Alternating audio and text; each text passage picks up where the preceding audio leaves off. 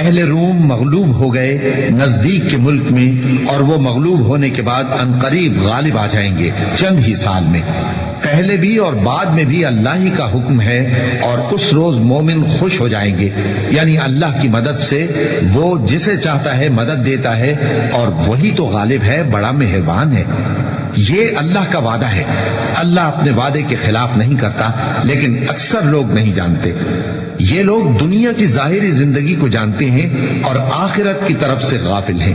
کیا انہوں نے اپنے دل میں غور نہیں کیا کہ اللہ نے آسمانوں اور زمین کو اور جو کچھ ان دونوں کے درمیان ہے ان کو حکمت سے اور ایک وقت مقرر تک کے لیے پیدا کیا ہے، اور بہت سے لوگ اپنے پروردگار سے ملنے کے منکر ہیں۔